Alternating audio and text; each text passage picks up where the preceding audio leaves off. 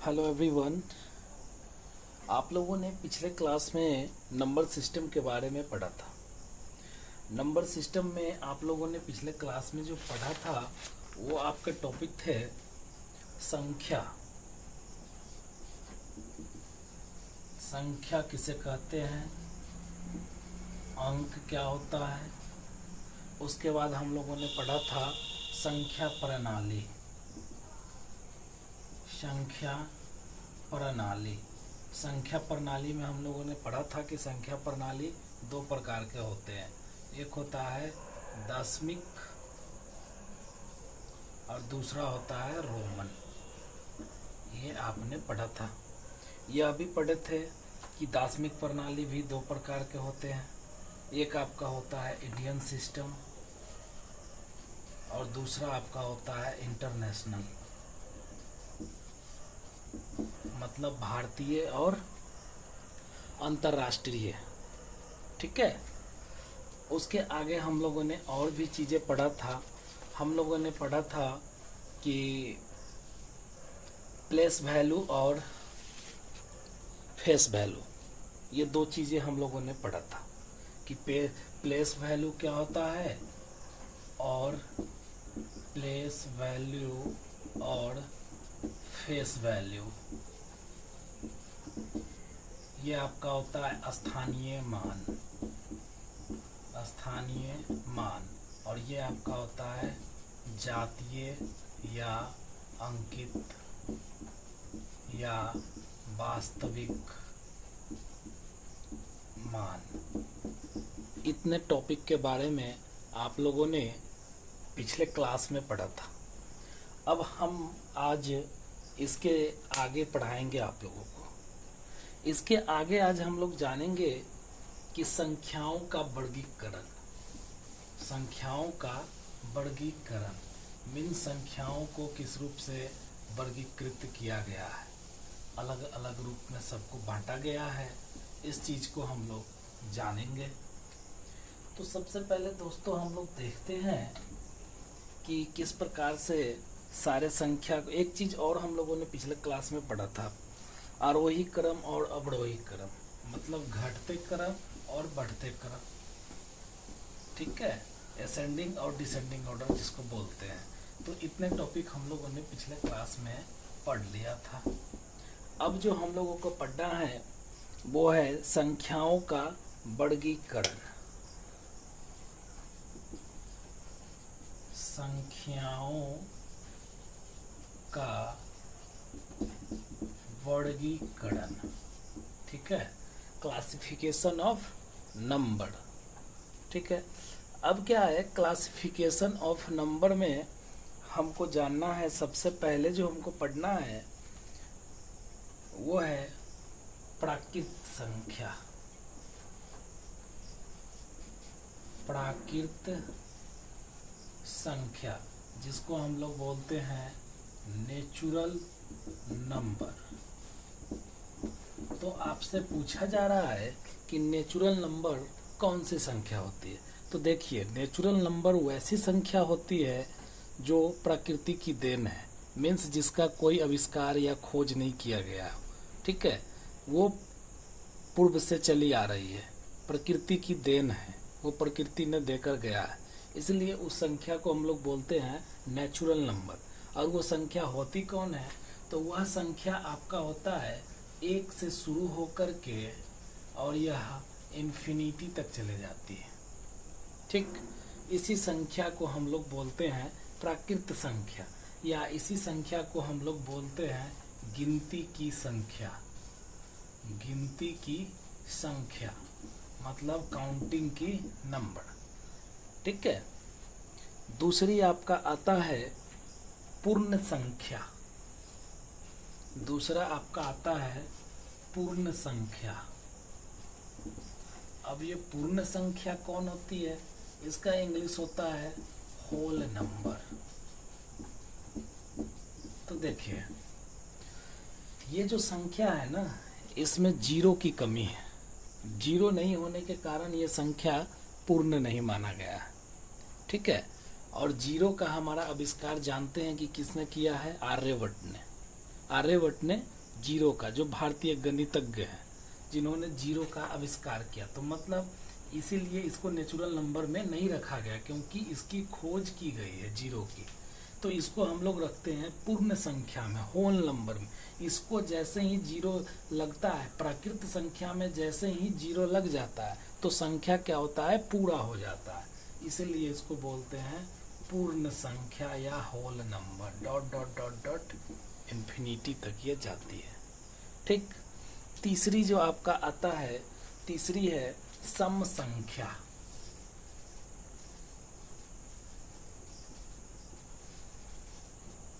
सम संख्या,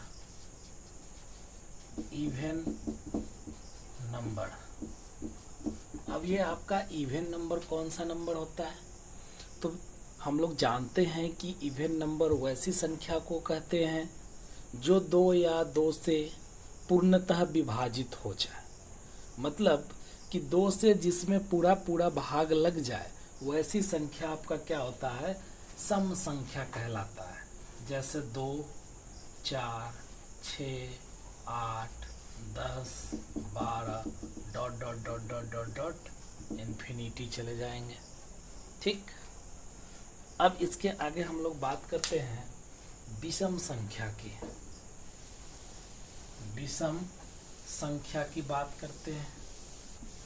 तो विषम संख्या हम लोग किसको कहते हैं, ये जानेंगे अभी कि विषम संख्या हम लोग किसको कहते हैं। तो देखिए,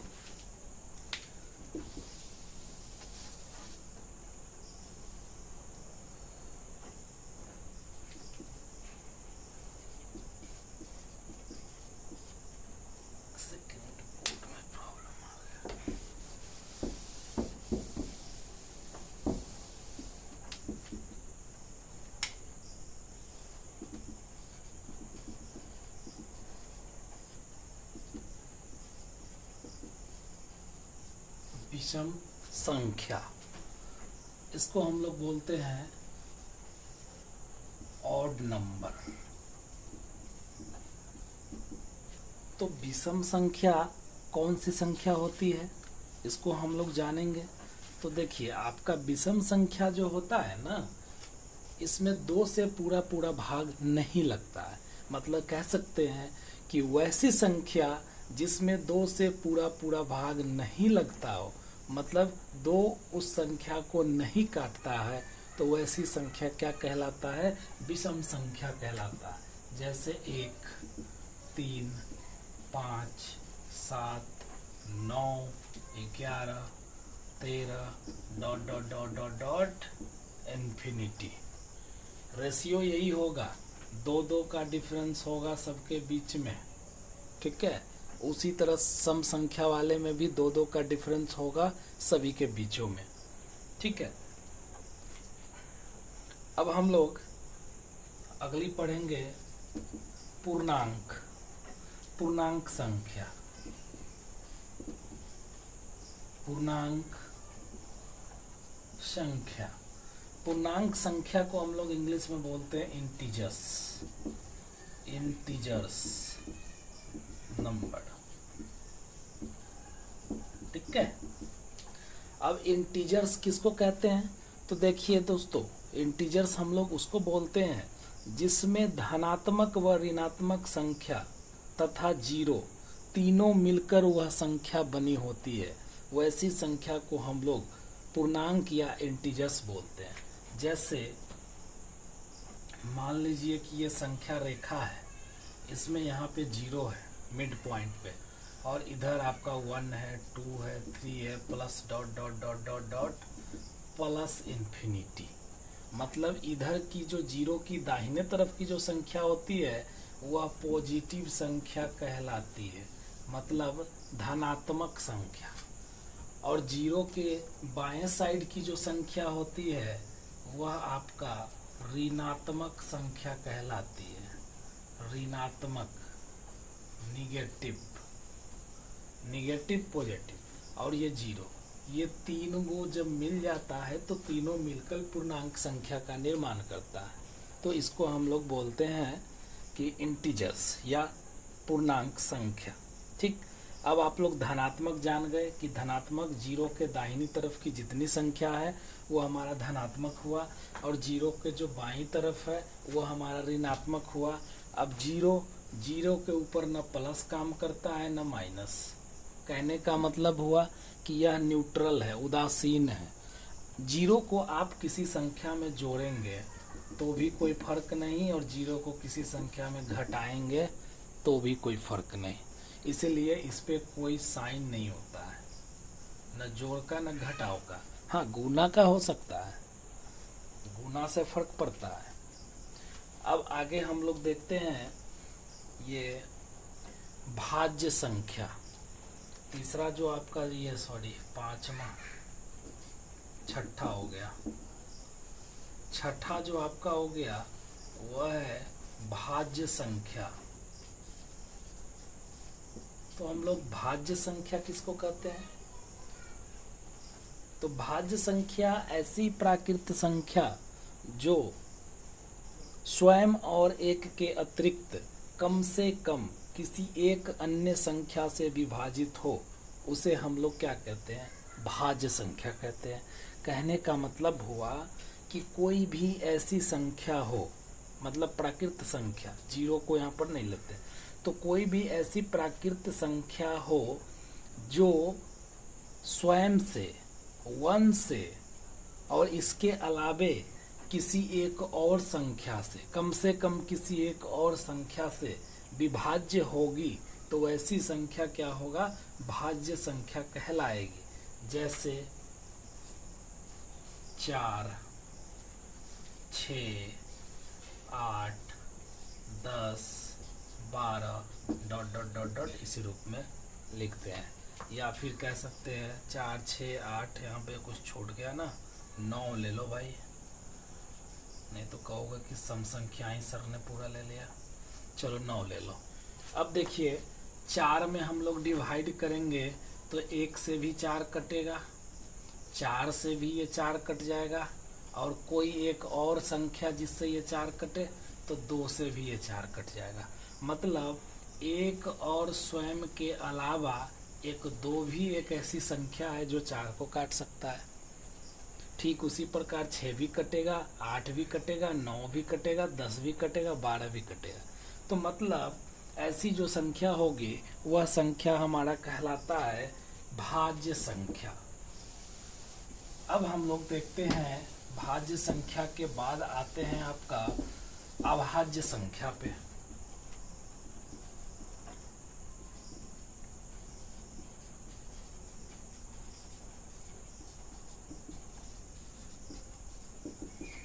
अभाज्य संख्या, ठीक है।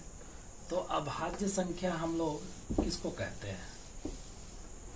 तो देखिए अभाज्य संख्या ऐसी प्राकृत संख्या होती है, ऐसी प्राकृत संख्या होती है जो सिर्फ और सिर्फ स्वयं से और वन से ही कटता हो या विभाज्य हो, ऐसी संख्या को हम लोग अभाज्य संख्या कहते हैं। जैसे 2,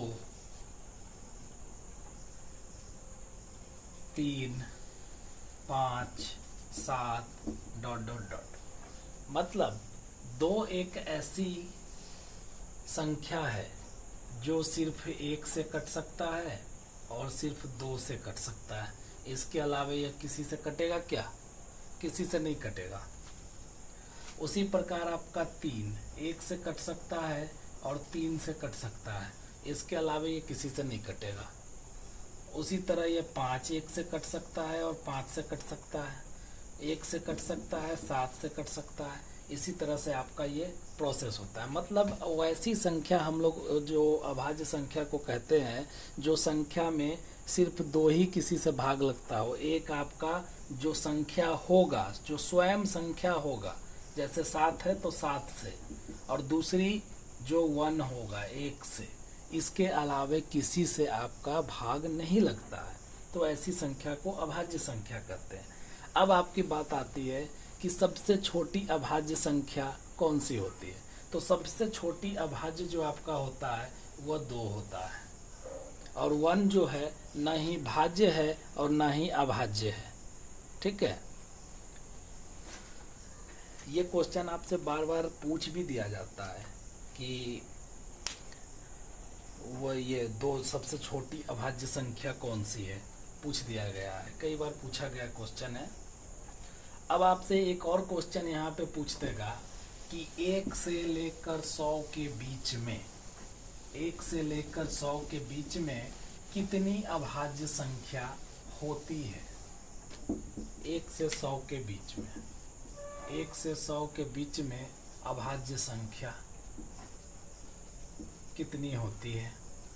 तो देखिए, टोटल जो आपका अभाज्य संख्या होता है 1 से 100 के बीच में, उसकी संख्या होती है 25। ठीक, जिसमें 1 से लेकर 25 तक टोटल होते हैं 9, 25 से लेकर के 50 तक के बीच में आपका टोटल होते हैं 6। ठीक, और 50 से लेकर के 100 के बीच में टोटल होते हैं 10। सबको ऐड करेंगे तो आता है 25। क्लियर। अब हम लोग एक और चीज पढ़ते हैं, को प्राइम नंबर, सह अभाज्य संख्या। को प्राइम नंबर, सह अभाज्य संख्या। ठीक है, इसको हम लोग बोलते हैं को प्राइम नंबर। अब कहा जा रहा है कि सह अभाज्य संख्या कौन सी होगी, तो कह दिया जा रहा है कि वैसी संख्या जो कम से कम 2 अभाज्य संख्याओं का ऐसा समूह हो जिसका महत्तम समावर्तक मतलब HCF 1 हो। जैसे आपने अभाज्य संख्या अभी पढ़ा, 2 है, 3 है, 5 है, 7 है, 9 है, 11 है, 13 है, 17 है, 19 है, इसी प्रकार से आपका है। ठीक है, आगे भी आपका चलते रहता है। तो अब आपको इसमें ज्ञात करना है कि कहा गया कि वैसी संख्या जिसका जो HCF होगा 1 होगा, और वह जो होगा दोनों समूह होगा। तो समूह हम इसका बना सकते हैं, इसका बना सकते हैं, इसका बना सकते हैं, इसका बना सकते हैं, इस प्रकार से। ठीक, अब देखिए कि ये जो आपका 2 और जो 3 है, ये 2 और 3 का HCF निकालेंगे तो क्या आएगा, 1 आएगा ना।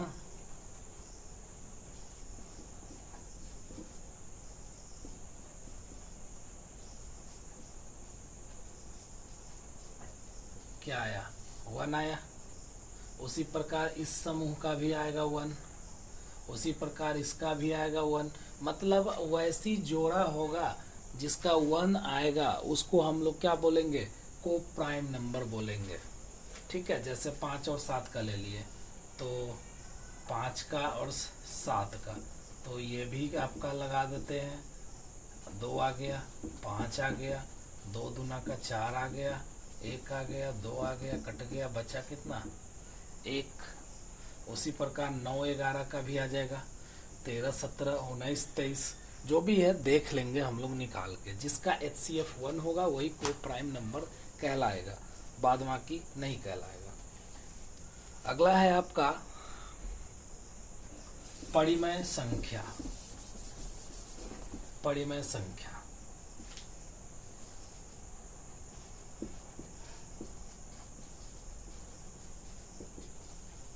परिमेय संख्या। ठीक है, अब परिमेय संख्या को हम लोग इंग्लिश में बोलते हैं रेशनल नंबर। Rational number. ठीक है, अब परिमेय संख्या कैसी संख्या होती है, तो देखिए, परिमेय संख्या वैसी संख्या कहलाती है जिस संख्या को हम P/Q के रूप में व्यक्त कर सकते हैं, जहाँ पर q नॉट इक्वल टू 0, मतलब इस q का मान कभी भी 0 नहीं हो सकता है। ठीक, उन्हें हम लोग क्या कहते हैं, परिमेय संख्या कहते हैं। जैसे परिमेय संख्या कौन कौन सी होती है, तो आपका परिमेय संख्या होता है 2/3, 11/4, √25, ठीक है, -4, 0। इस प्रकार से और भी संख्या है, बहुत सारे संख्या होती है। और एक और आपका होता है अपरिमेय संख्या। अपरिमेय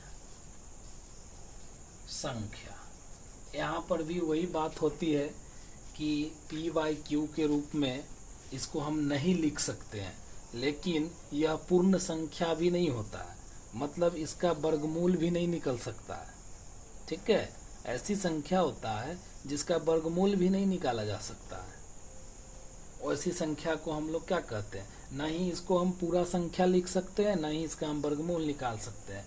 जैसे यह भी संख्या होगा फ्रैक्शन के रूप में ही, इसका आंसर हमेशा पॉइंट में ही आएगा, लेकिन ये आपका पूरा संख्या नहीं होगा। जैसे √3, √105, पाई का मान, ये सब क्या है, सब पॉइंट में आएगा, लेकिन यह पूर्ण संख्या नहीं कहलाएगा। अब एक सबसे इम्पोर्टेंट बात है, यहाँ पर आपका एक क्वेश्चन पूछ दिया जाता है कि किन्हीं दो परिमेय या दो अपरिमेय, दोनों में से किसी का पूछ देगा, परिमेय या अपरिमेय। ठीक है, दो अपरिमेय या दो परिमेय संख्या के बीच में कितनी संख्याएं होती है, ऐसे क्वेश्चन आपका आता है। तो इसका एकमात्र आंसर यही है कि दो परिमेय संख्या या दो अपरिमेय संख्याओं के बीच में आपका अनंत संख्याएं होती है, उसका कोई अंत नहीं है, कितनी संख्या हो सकती है। इसीलिए कभी कभी इसके जब निकाला जाता है तो कुछ लोगों का कुछ और आंसर आता है और कुछ लोगों का कुछ और आंसर आ जाता है। तो कुछ लोग कहते हैं सर मेरा गलत हो गया, बाकी लोग का कैसे सही हो गया। चलिए, हम लोगों ने अभी तक पढ़ लिया है कि आपका संख्या का वर्गीकरण, कि क्या क्या संख्या का वर्गीकरण होता है। अब हम लोग कुछ संख्याओं से संबंधित क्वेश्चन को देखते हैं कि कैसे बनाया जाता है। तो उसका हम लोग सूत्र पहले जान ले, फिर उसके आगे हम लोग जानेंगे। सूत्र, पहला सूत्र है कि प्रथम n प्राकृत संख्याओं का, प्रथम n प्राकृत संख्याओं का योगफल कितना होगा। ठीक है, मतलब कि आपको n तक की संख्याओं का योगफल पूछा है। तो प्राकृत संख्या आपका शुरू तो होता है 1 से, +2, योगफल है तो +3, +4, plus dot dot dot dot dot क्या है, +n, n तक की आपको पूछ दिया है। तो इसको निकालने के लिए आपका फार्मूला जो होता है वह होता है n × n + 1/2। ठीक, अब इसी में क्या है कि आपसे कोई क्वेश्चन पूछ दे कि 1 से लेकर यहाँ पर n था, ठीक है, प्रथम n था, ठीक है, प्रथम n था। अगर पूछ दे कि प्रथम 50 प्राकृत संख्या का योगफल क्या होगा, मतलब शुरू से लेकर 50 तक का प्राकृत संख्या का योगफल क्या होगा, तो हम लोग इसको क्या करेंगे, ये आपका 50 तक का पूछा है तो डायरेक्ट फार्मूला पर बैठाएंगे, n का मान हमारा हो जाएगा 50, तो यहाँ पर देंगे 50 × 50 + 1/2, इससे कट गया, ये हो गया 25 × 51। इसको गुना करके जो आपका आएगा वो क्या हो जाएगा, आंसर हो जाएगा। दूसरा हम लोग देखते हैं दूसरा फॉर्मूला है आपका प्रथम n प्राकृत सम संख्या का योगफल। प्रथम n प्राकृत सम संख्या का योगफल। सम संख्या का योगफल, ठीक। प्रथम n प्राकृत सम संख्या का योगफल, इसको ज्ञात करने के लिए अब आप पहले तो सम संख्या जानते हैं क्या होता है। तो 2 + 4 + 6 + 8 plus dot dot dot dot dot plus क्या लिखा है n तक की प्राकृत संख्या, ठीक। अब n तक की प्राकृत संख्या निकालने के लिए हम लोग का जो फॉर्मूला होगा वह क्या होगा। तो इसका फॉर्मूला दिया गया है कि n तक की जब हम प्राकृत संख्या निकालते हैं तो इसको हम लोग लिखते हैं n × n + 1। n × n + 1। Suppose अगर आपको कोई क्वेश्चन दे दे कि 10 तक तो कम ही हो जाएगा, ज़्यादा ले लो, चलो 20 तक की प्राकृत संख्याओं का योग क्या होगा। तो n की जगह पे 20 तक की सम प्राकृत संख्याओं का योगफल, मतलब सिर्फ सम संख्या की बात की गई है, ठीक है। तो 20 तक ही बात की गई है। कहाँ तक बात की गई है? प्रथम 20 की बात की गई है। मतलब जानते हैं कि हमारा संख्या जो शुरू होता है 1 से शुरू होता है, प्राकृत संख्या 1 से शुरू होता है, 1 2 3 4। लेकिन आपका क्वेश्चन क्या कर रहा है? सिर्फ सम संख्या की बात कर रहा है। मतलब आपका 20 गो प्रथम सम संख्या कहाँ मिलेगा? जब 40 तक काउंट कीजिएगा तब 20 गो आपको सम निकलेगा और 20 गो विषम निकलेगा। क्योंकि आप तो देखते हैं कि 10 तक जो संख्या गिनेंगे तो 5 गो आपका सम है, 5 गो विषम है। तो उसी प्रकार आगे जाएंगे तो 20 गो सम निकालेंगे ना। तो 20 गो सम जो निकालेंगे तो 40 तक हो जाएगा। तो हम यहाँ 40 नहीं लिखेंगे, हम लोग तो 20 ही लिखेंगे क्योंकि हमको फार्मूला दिया हुआ है। तो हम लोग लिखेंगे यहाँ पर कि 20 × 20 + 1। इसको अब गुना कर देंगे 20 × 21, 21 दूनी 42, 420। मतलब आप 40 तक का जितने भी सम संख्या है सभी को ऐड करेंगे तो आपका जोड़, उसका योगफल यही आएगा, इससे आगे कुछ भी नहीं आएगा, ठीक है। आगे अब हम लोग देखते हैं तीसरा, इसको मिटाना पड़ेगा।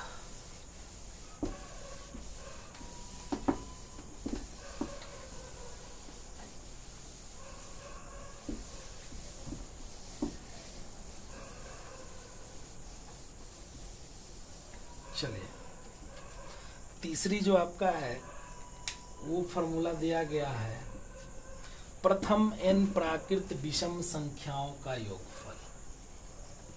प्रथम n प्राकृत विषम संख्याओं का योगफल, संख्याओं का योग, ठीक। अब इसको कैसे निकालेंगे या इसको कैसे लिखेंगे? तो हम लिखेंगे 1 + 3 + 5 + 7 + dot dot dot dot dot plus n। मतलब विषम संख्या की बात की गई है। तो क्या है वही सम वाला फार्मूला लगाएंगे? नहीं, यहाँ पर विषम के लिए एक अलग फार्मूला है, 1n²। मतलब मान लीजिए कि आपको 15 तक का पूछा है, 15 तक का आपसे पूछा है कि विषम संख्या का योग क्या होगा। तो डायरेक्ट हम लोग कर देंगे 15 का स्क्वायर, मतलब 225 आपका इसका ऐड होगा। चलिए अब हम लोग आगे देखते हैं चौथे नंबर की। चौथे नंबर में जो आपका क्वेश्चन पर ये सूत्र है उसमें दिया गया है 1 से n तक पहाड़ों का योगफल। 1 से n तक पहाड़ों का योगफल, 1 से n तक पहाड़ा, जानते हैं ना टेबल, पहाड़ों का योगफल क्या होता है ये निकालना है। तो देखिए हम लोग जानते हैं कि एक से लेकर आपका 10 तक को अगर 1 से लेकर के 10 तक का ऐड कीजिएगा, ठीक है, 1 से 10 तक को ऐड कीजिएगा तो इसका एडिशन आपको आता है 55। 1 से 10 तक को ऐड कीजिएगा तो आता है 55। तो इसी आधार पर इसका फॉर्मूला निकाला गया है कि 55 into n into n plus 1 by 2 big bracket बंद। यही होता है आपका। अब किसी का भी आप पहाड़ा का योग निकाल सकते हैं। जैसे आपको कह दे 50 का पहाड़ा का योग क्या होगा तो उसका भी निकाल सकते हैं। 100 का क्या होगा उसका भी निकाल सकते हैं। जिसका कहे उसका निकाल सकते हैं। कुछ नहीं, सिर्फ n का मान रखेंगे और सब निकल जाएगा। ठीक, अगला है आपका एक चीज और इसमें छूट दो, इस पर किसी नहीं, ठीक है। अब जो हम लोग आगे पढ़ेंगे वो अगला आपका है कि n प्राकृत संख्याओं के वर्गों का योगफल। अब देखिए, अब क्वेश्चन में थोड़ा सा चेंजिंग आ रहा है। n प्राकृत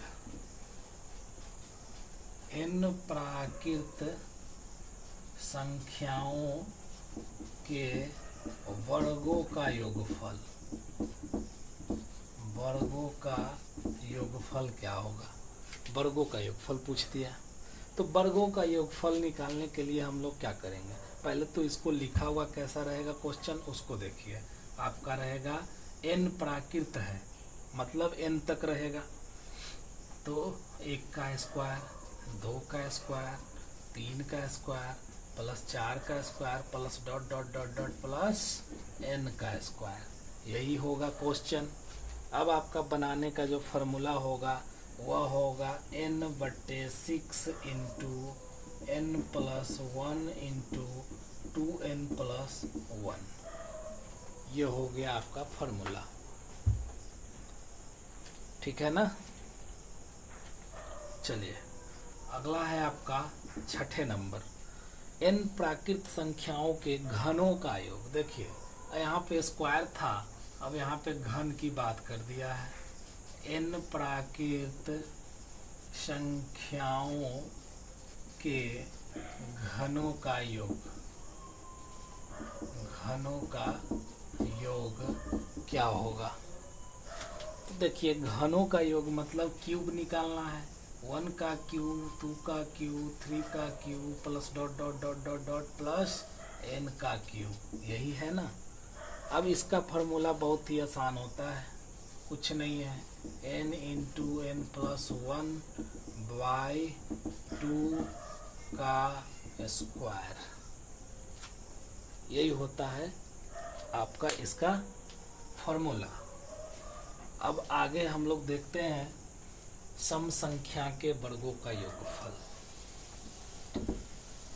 ये तो अभी देखे थे प्राकृत संख्या का, अब सम और विषम का देख लेते हैं।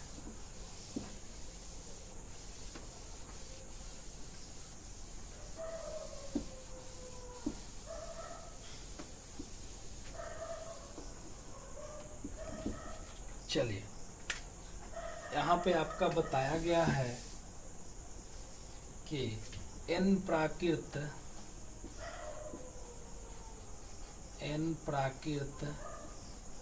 सम संख्या के वर्गों का योगफल। वर्गों का योगफल क्या होगा? मतलब क्वेश्चन आपका इस प्रकार से होगा।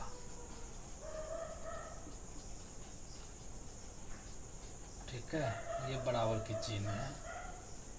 इसका फॉर्मूला क्या होगा?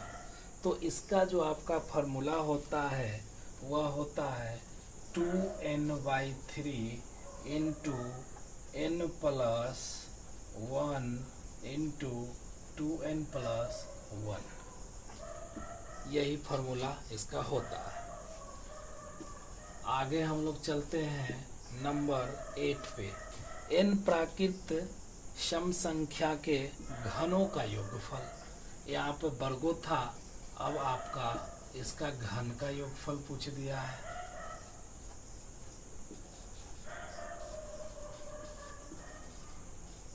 घनों का योगफल क्या होगा? तो घनों का योगफल मतलब 2 का क्यूब, 4 का क्यूब, 6 का cube plus dot dot dot dot dot plus n का क्यूब, यही होगा ना। अब इसको निकालने के लिए जो आपका फॉर्मूला है वह है 2n square into n plus 1 का स्क्वायर। इसी स्क्वायर करके हम लोग हर जगह पे क्या करेंगे, n का वैल्यू पुट करेंगे और बस आपका आंसर आएगा कैलकुलेशन करके। 9वां नंबर आपका जो फॉर्मूला है वह है n तक की, देखिएगा n तक की प्राकृत सम संख्या का योगफल क्या होगा। देखिए, पहली जो आपने पढ़ा था उसमें हमने बताया था कि प्रथम n प्राकृत सम संख्या, ये पढ़ा था। प्रथम n, प्रथम मतलब क्या हुआ, मतलब n के जगह पर 20 रख दिए, मतलब प्रथम 20 सम संख्या का योगफल क्या होगा। वो प्रथम 20 पूछा था, मतलब पहला जो 20 गो सम संख्या होगा उसका योगफल पूछा था। लेकिन ये क्या कह रहा है, n तक की, मतलब जहाँ n की मान दे दिया उतना तक में जितना सम संख्या होगा उसी का मान आपको बताना है। जैसे n के जगह पे हम रखते हैं 2 का स्क्वायर, 4 का स्क्वायर प्लस 6 का square plus dot dot dot dot dot plus 20 का स्क्वायर। सॉरी, इसमें तो वर्ग नहीं है ना, हाँ सिर्फ ऐसे ही है। तो 20 तक का सम संख्या का योगफल पूछा है, तो 20 तक का सम संख्या हमारा कितना होगा, कौन कौन सी संख्या होगा। तो जो हमारा 20 तक में जितनी सम संख्या होगा उतने का ही योगफल निकालना है। तो उतने का योगफल निकालने के लिए हमारा फॉर्मूला क्या है, तो देखिए हमारा फॉर्मूला होता है n/2 इंटू n/2 प्लस 1, ये होता है आपका फॉर्मूला। अब आप इसको आसानी से निकाल सकते हैं। अगला है आपका, अगला और लास्ट है ये आपका फॉर्मूला, n तक की 10 नंबर में आपका है n तक की विषम संख्या या n तक की विषम संख्याओं का योगफल, संख्याओं का योगफल। अभी तक था आपका सम संख्याओं का योगफल और अब है आपका विषम संख्याओं का। लेकिन क्या पहले जो हमने पढ़ा था